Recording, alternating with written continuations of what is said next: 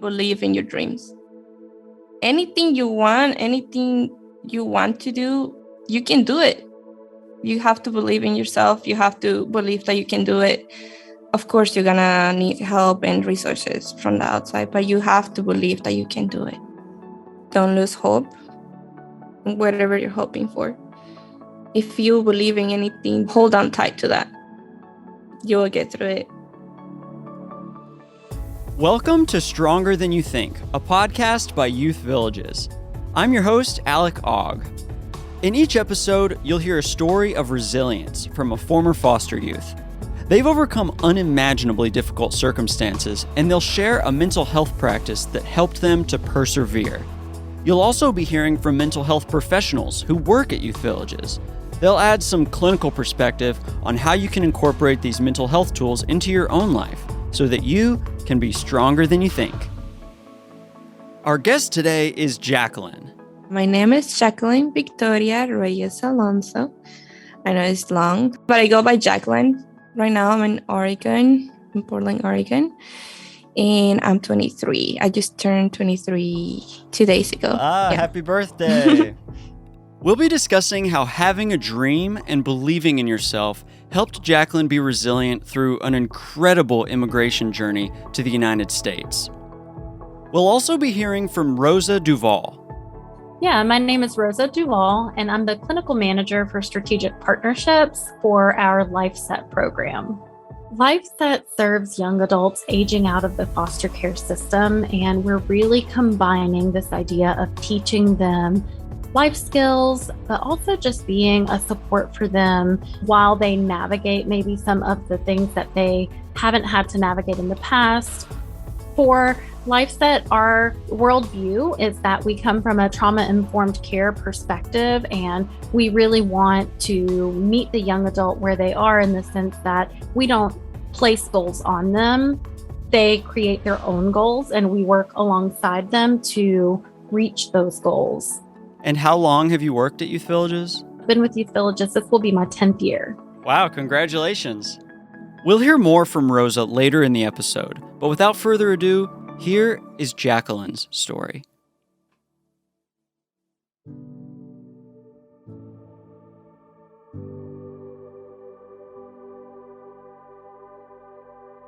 I have had a lot of lows before I had any highs. My dad left. I don't know where he is at. Almost 5 when he left. He was a very kind, sweet person, but he had a lot of drinking problems. He was an addict. And did you know your mom? No. She passed away when I was a year and a couple months old. Okay. But I do know, they told me a little bit about her. I know she also struggled with drinking and a lot of drugs. So, yeah, they both had addiction problems. Guatemala, Cubulco, Baja Verapaz is what it's called. It was a very small town. I mean, our house and the next neighbor's house would be 15, 20 minutes away. It was like a little mountain. A lot of trees, a lot of nature. We also have cows, chickens. How would you describe it here? The ranch life type of deal. It was me, my little nephew, my grandfather, and his second wife. We all lived together, but I was the one who was responsible for my little nephew because my aunt had trouble. I didn't feel very welcome at my own house. I was always going out as being the outsider. I was the only granddaughter from a different marriage. They had to say, you're harina de otro costal. I don't know how to say that in English. It's like you are from, I don't know, a different type of... I don't know how to say that in English. What is it in Spanish? Harina de otro costal. I looked up the translation of that phrase, and it means literally flour, like baking flour, from another bag. And it would be used when you want to say, that's a whole other story, or that's a whole different kettle of fish, or that's a whole other matter entirely. Maybe I was 15 years old. I wanted to continue my education. I didn't have any support from my family. Getting an education if you're a woman, that's very difficult. I mean, my grandmother, for example, she didn't even know how to write or read. because they never prioritize them getting an education, especially not females. I just wanted to do something with my life that wasn't just, okay, go get married, go have kids at that age. I always wanted to move here just because of the opportunities that, everybody will talk about. That you can get an education, you can get a job. Those are things that you cannot get back home, back in Guatemala, especially if you're a woman. We struggle even to know what we were going to eat. My aunt moved here a couple of years before we moved, and she wanted her son to be with her because she was the one responsible for him, single mother, I would say. I can only imagine how hard that feels to not have your kid with you. So she was the one who helped us to get here financially. What was that like? I mean, I wasn't going to school by then, so it wasn't that hard for me to just disappear and say goodbye to my close friends. They have a saying in my country not to tell people when you're leaving, because sometimes you gain detention and then you have to be in detention for a long time. So it was just my grandparents knew, and then we packed a bag with the essentials, 3 different outfits. We got some cash, and yeah, that was it. Just a backpack and hopes to get where we wanted to get. How did that journey to the United States begin? It was a bus, and then it was a car for a couple hours until we got to the border between Mexico and Guatemala. And then we went into a small boat. I mean, I don't even know how you call it. It's like a really tiny boat. How many people could fit in it? Like 6 of us, but we were really squished in with each other. It was dangerous. The river was strong. There were some alligators. Yeah, so it was very dangerous. And then after that, then we traveled with a car. It was like a public transportation. We have to stop many times because of immigration. We got run twice from Mexico. You got robbed? No, run they were chasing us 2 times. Oh my God, what was the first time like? We're in a house that had a basement, right? There was a lot of us because when we were traveling there, you will connect with one group and then connect with another group and get separated and all that. So it's not just one group consistently traveling with you. So we had people from different countries as well. It wasn't just from my country. It was from El Salvador, Honduras, Nicaragua, all that. Some immigration police officers came to the house. They wanted to investigate if there was any immigrants around. When they were approaching the house, we just ran into the basement. There was 25 people. We ran into the basement. We were there. They wanted to open the door, but again, they didn't have a restriction order, so they couldn't get in. It was pretty scary for us, and there were kids traveling too. It wasn't just me and my little nephew. There were a lot of little kids as well, 3 years old, 2 years old, moms who were pregnant. So yeah, it was pretty chaotic. And then after that, we got separated from the group, and then we're traveling again, transportation. Then we make a stop. It was Thursday afternoon, and we were waiting for another car to come pick us up. And then we saw the immigration police officer, and the cars were coming. So we literally had to run to the bushes and hide there. I was just scared for my nephew. He was 5.5, almost 6 years old. I'll tell him hey, don't make a sound. We're gonna be quiet for a minute now. It was a bigger group. It was 10 of us, and then 5, including my nephew, ran towards the bushes, so we didn't get caught, and the other 5 people got caught. Did you have any friends or family in the group that got caught? No family, but I mean, you kind of make friends when you're traveling in such a, emotional, intense. You're risking your life. When you travel, you're literally risking your life, not knowing what is going to happen with you, because Mexico is not dangerous just because of immigration. It's because maybe they get kidnapped and then they ask the family for money. The family don't have the money, so they kill them. Some people get raped. you're literally risking everything when you travel. And if you're risking so much, it's not because you want to be risking so much. It's because there is a big reason behind why people travel to here. Did your nephew understand what was going on? He knew he was going to see his mother after all that. So that's what kept him excited and wanting to continue traveling.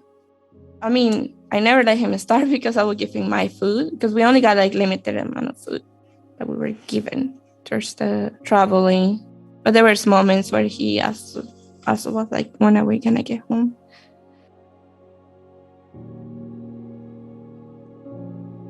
Once we got out of the bushes, it was nighttime. You kind of pay for someone to guide you where to go. So that's where my aunt's help came in financially. So these people are risking everything as well, and they kind of guide you. Take this route, or go this way, or don't go that way. And you just kind of follow what they say. But there was people who came for us that one night. After they picked us up, we went to another house. We stayed there for the night, on the floor, of course. So it took me 30 days. But in those 30 days, I don't remember sleeping a full 4 hours. You were worried. You didn't have space to sleep. Sleeping outside or sleeping on the floor. You were lucky if you have a blanket with you. So after that, we made many stops because we were hiding for immigration. We travel a lot in a car, but oh no, don't be picturing fun traveling. No, because there was like a small little bus or a little van with like 20 or 30 of us. There was no way you can even move a leg, and we traveled for hours. At some point, we were not just running in the car and stuff because we were immigrants, but also because the drivers, they had like cocaine and stuff. So that's the type of traveling we're doing. Okay, so the drivers are involved in drug trafficking while they're guiding you through your travel. Mm-hmm. At the same time. Yeah, they're definitely using that to transport other things. And so the authorities are on to you not just because you're immigrating, but because there's these other things going on. Okay. Yeah. We also walk a lot. We cross mountains, so we walk at night because nobody could see us or detect us. So there's like things like they can detect the body movement and you can get caught. It's scary. I mean, we never walk into the streets. We always walk into mountains, bushes. It was tiring. Did you have to carry your nephew or did he walk the whole way? At some point, I had to carry him because I had 2 backpacks, right? My backpack and his little backpack. And we were walking for a whole night and he got tired. And I mean, nobody waits for you. If you get tired, you get behind, well, good luck to you. So I have to carry him. I don't know where I got the strength to carry him the backpacks and get through the night. But I also remember it wasn't just us. There was 2 pregnant women in that little group who were walking as well into the mud. I mean, I remember the mud got all the way into our knees. And I remember my little nephew got something stuck in his feet. So that's one of the reasons he couldn't walk anymore. What is it like when you get towards the border of Mexico and the United States? When we got there was a river. They call it Rio Bravo, rather than just river. I mean, a lot of people have died crossing the river. It was quiet and it was pitch dark, so we couldn't see. We just, okay, let's go. Let's hope we get to the other end. Like by swimming and walking? Yeah, by swimming and walking. It was a night. Mm-hmm. So you swam across the river at night? Yeah. Oh my God. That sounds scary. Yes. And your nephew was able to swim okay? We carried him. He wasn't like swimming. We carried him. And then once we crossed the river, we walk a little, then there's the United States territory, which was, I think, Texas. After that, we got caught. Police officers are yelling at you. I was like, please don't separate me from him. I mean, it was just him and I. I remember I got handcuffed. even my feet with chains. They call us mojados sometimes when we are traveling, right? Mojados is wet. That one day we were literally wet because we just crossed the river. All across was wet. We didn't have anything left by then. We didn't have any clothes left. We were put into the van and we went to jail. I was scared, but I was kind of relieved. We were traveling for such a long time. We didn't know it was going to take a month. I was relieved because I was like, okay, they're not going to do anything bad to my little nephew. I hope they take care of him, you know? We were in chains and we were in a room, cold room, no blankets, nothing. Very cold. I mean, we were wet. We were there for more than 24 hours. And then we were transferred to another facility. I don't know if you ever saw the news where there was like a big room and then there were like cages. Like those news, those were true. I mean, I personally experienced that. Your blankets were aluminum. That was your blanket. We were in that facility with other youth. We were divided by age in the different cages. I was there for like, I'll say 3 days, but I'm not sure. Could have been a little more because we never knew it was day or night. I mean, the lights were always on, but there was no way to look outside. Big room, cages, and that was it. They gave us cold sandwiches. We were grateful because we were hungry. So those mini cold sandwiches with bread and cheese, and that was our meal. That's all we did. Like we were there for, it seemed to me, a very long time. How did your nephew handle being in the cages? I think it was also hard for him. He didn't truly understand what was happening. Again, he was 4, almost 5 years old, just a baby. But he still was like, smiling from across the big room because we were able to see each other. I mean, if I was resting, he couldn't, but most of the time I was just awake watching him. And we were like, say hi to each other when we were like, making the lines to go shower or go get your meal. What was the closest you could get to him during this period?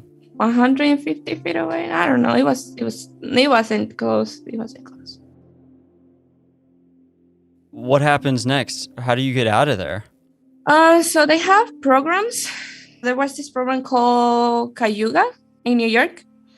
So I think it was like a caseworker or case manager that they took our case. Again, I begged them to keep us together. So they kept us together. They took the both of us in a plane. You were still kind of a prisoner, but you were treated with a little more dignity by then. We were not in chains when we went to the airport. So they took us to the airport, and then from there they took us to New York. And that program helps youth get reunited with their family or see what they're going to do with them. So we got to New York. We went to Manhattan. It was very cold. Again, we didn't have anything by then. Only the clothes we were wearing. I mean, it was very shocking because I came from an environment where there was a lot of trees, nature, fresh air, kind of quiet. You could hear the birds in the morning. The chickens waking you up at 5 a.m. That was your clock. To hearing traffic, not seeing anything but buildings. Oh, and then it was cold. I was there in the December. So the program it was like a facility. They separate the people by age and not by gender, but just by age. They have different rooms in the same building, same floor. And they kind of try to give us an education or try to keep us busy. I didn't speak any English at all, but we were not allowed to go out or anything. So once you get to the program, they ask you if you have family here or anyone who could take you in. And then they do the investigation, see if that person is legit, see if it's safe for you to go there. And then they put you on an airplane and take you there. My nephew has his mom in here. So obviously she did the whole, paperwork, and it took them 3 months. for my little nephew to be able to go to my aunt's and be reunited. I was not reunited with any of my family. They just say, I cannot take care of you when I was already there. So I was pretty much left on my own in New York. That was a very sad moment. I mean, I was happy for him to go, but that's when I got like officially separated. I mean, I cried my eyes out that day. I mean, just imagine going to a different country thinking you're going to have somewhere to go.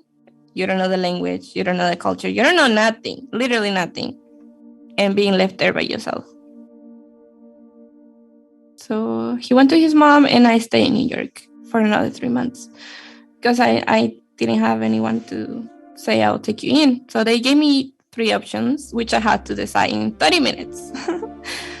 It was you either go back to your country, you maybe get adopted, you can be put in a place where they can wait for you to get adopted, or you can get into a foster care system.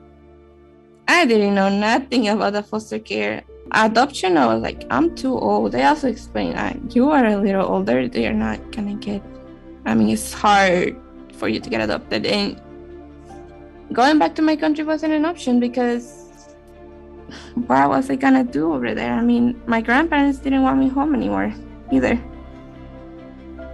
Honestly, I was just ready. I mean, I was like, whatever comes next, I'll just deal with it.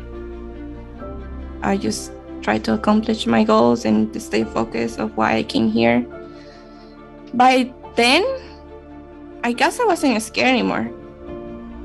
I was like, okay, what's next? Type of deal. I mean, I've been through so much trauma during the traveling that I was just not scared anymore.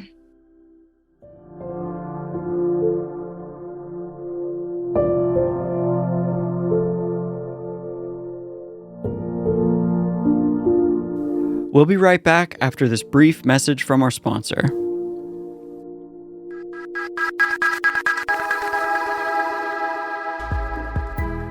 This episode is sponsored by BetterHelp.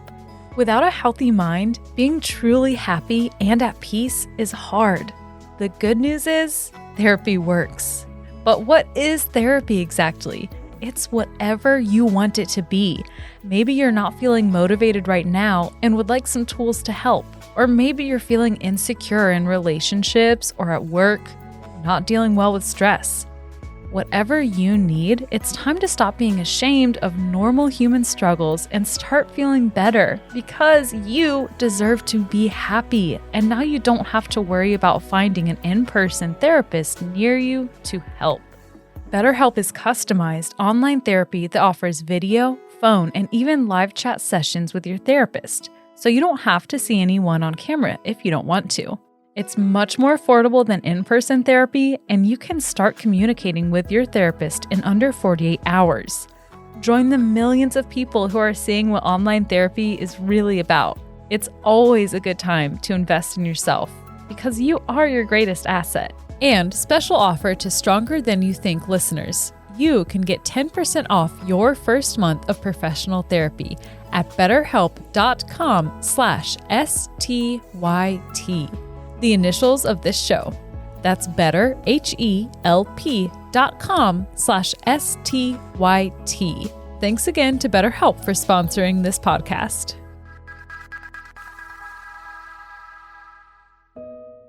But yeah, I decided to go into the program called Mi Casa.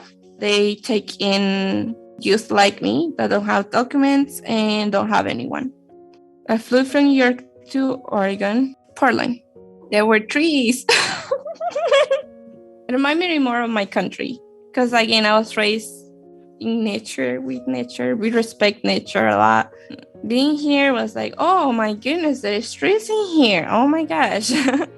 There's a lot of nature. People seem calm and kind. I mean, not most of them. So I got there. I had a family ready to take me in with the CASA program. And then I started going through high school, and then I started my legal process. So I went to court. They did a whole investigation, and I was to foster care. I was told I was gonna move the same day. I mean, I knew I was gonna move at some point, but I kind of made friends and I got to know a little more of the community, and then switch. Okay, now you go to the other place. They take you out of the house you were living in and just throw you into another house with another family? Yeah, it's like pick up your stuff, you go into a new house. When I was in the foster care, I never felt so lonely. It was just uncertainty. Like, it's hard because you then don't want to get attached to the people. Like, the people in the relationships that you build, they can get like snapped out of you very fast. And if you get attached, then you get hurt, then your feelings get hurt. So I feel like that's one of the biggest traumas that you can go to when you're in the foster care, because everything changes. I mean, a whole life can happen to a foster youth in a week. And it may mean nothing for, other people, but a week for us can be a whole life. Was there ever a point where you finally felt a little bit comfortable? Like, okay, I think I'm here for a little bit? No, never? I feel like you get the instinct, like survival instinct on, and it's hard to switch from that to being, I'm stable, I'm okay. Even though my last foster family was so loving, so caring, I still couldn't turn the feeling off of being like survival mode.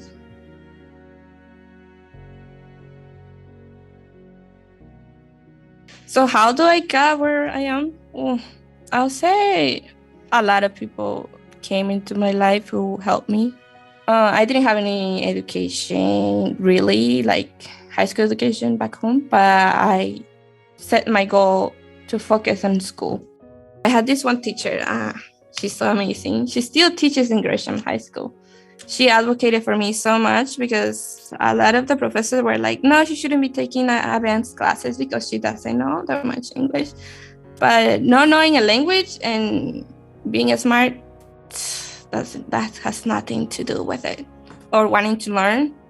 I mean, I don't believe in like, oh my God, she or he is smart. I believe in hard work. I always have the drive, the desire to further my education and do all these things. But I also got so many amazing people who helped me get there. So I met this caseworker. I was like, hey, I want to further my education. I want to go to college. And then she connected me with Youth Village. And then I met Katia, my LifeSet specialist, which was I feel like the person that made the most impact, one of the persons who made the most impact in my life. And oh my God, Katia helped me in so many levels, from helping me to get to know the process, sit down with me, do the applications, listen to me, like what I wanted to do in life, what I want to do now, and everything. She helped me with finding scholarships and giving me the confidence that I could do anything I wanted to do. I mean, sometimes you only need to hear it to believe it. Or you only need like a person who believes in you. And I feel like she saw so much potential in me that I did not see in myself. And she was consistent too. I guess that's when I kind of felt a little sense of I'm okay, because I have at least one adult who was going to be consistent. Getting to college is not an easy thing if you don't have papers. I mean, I got denied to 2 scholarships just because I didn't have my papers. I mean, I had the academics, I had the GPA, everything but my green card. I was very helpless when I realized that I couldn't access any federal funding or any private scholarships or anything like that. You cannot access loans. I mean, I can count so many barriers when it comes to that. I mean, there's so many resources that foster immigrants are not allowed to access. Of course, that kind of breaks your heart and makes you think, how am I gonna get there? But again, I never lost the hope that passion. I was like, I don't know how I'm going to make it, but I'm going to make it there somehow. I'm going to go to college no matter what. Somehow I'm going to figure out. And I finally, I applied for this scholarship, Act 6, it's called. And the first thing I asked was like, do I need my papers? Because I didn't want to get another heartbreak. And they were like, no, you don't need to have your green card to be able to apply for this scholarship. And I applied, 700 youth, a little more than 700, 750, I believe, applied for the scholarship, and 14 got it. And I don't know how. I mean, I think God helped me. And I got the scholarship, which allowed me to be in college. So that's what allowed me to get a college degree, because it's a full need scholarship. And now in my junior year, I'm doing my major in psychology.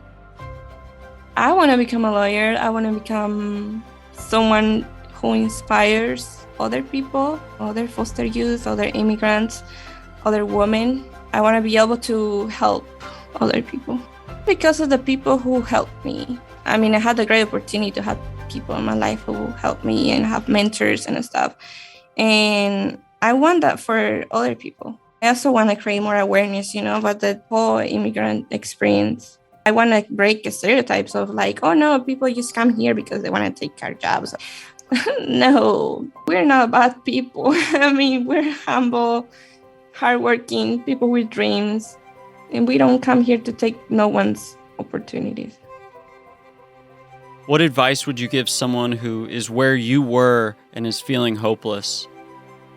Get out of your comfort zone, no matter how scary that will be. For growth to happen, you have to get uncomfortable.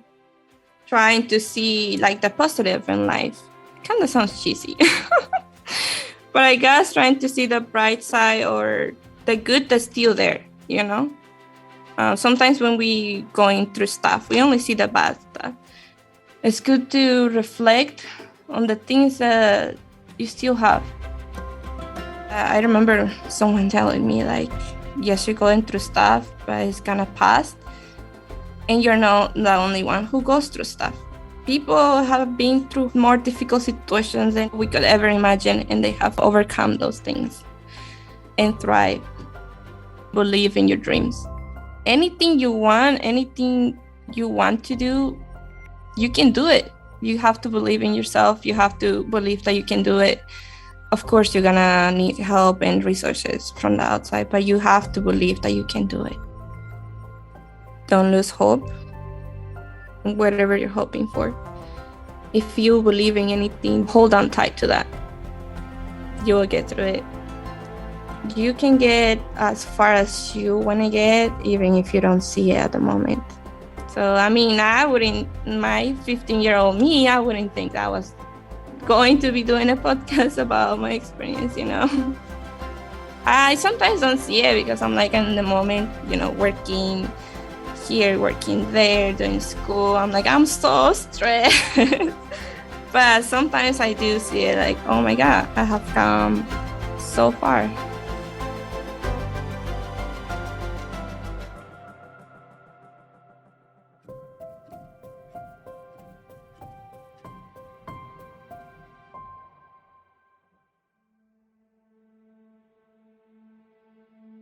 Before we close, we're now going to talk to Rosa Duvall about the power of having a dream and how they incorporate that through goal setting in the LifeSet program.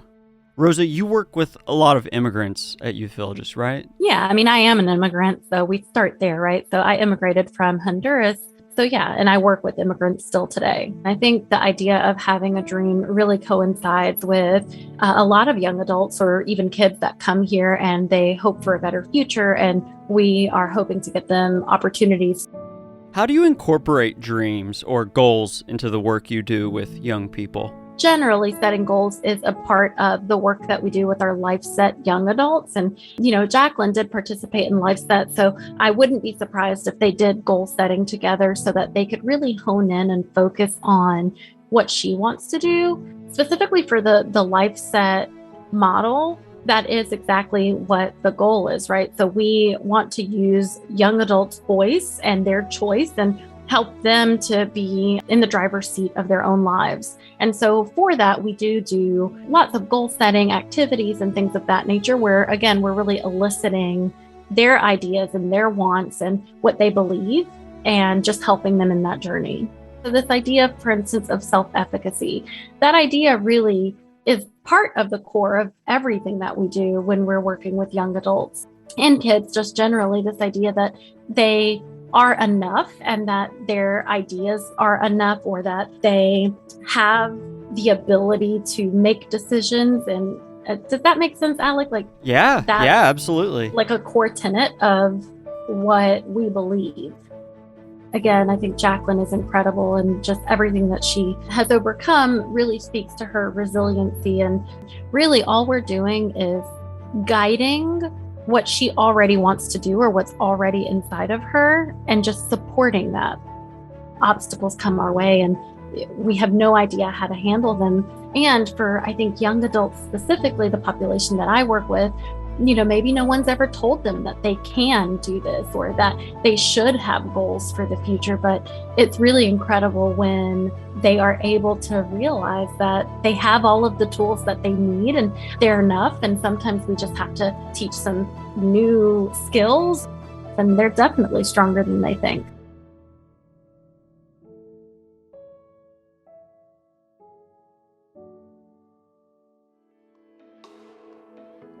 From Youth Villages, I'd like to say thank you for listening to this episode of Stronger Than You Think. And thank you to Jaquelyn for sharing your story with us. If you'd like to get involved with Youth Villages, go to youthvillages.org, where you can find out more information about our programs and how you can help. If you enjoyed today's episode and want to support the show, the best thing you can do is recommend it to a friend. Maybe share it with someone who you think might need it right now. We'd also love to hear what you thought of today's episode, so leave us a review on Apple Podcasts. Production support was provided by Parisar Studios in Memphis, Tennessee. On behalf of Youth Villages, this is Alec Ogg, reminding you that you are stronger than you think.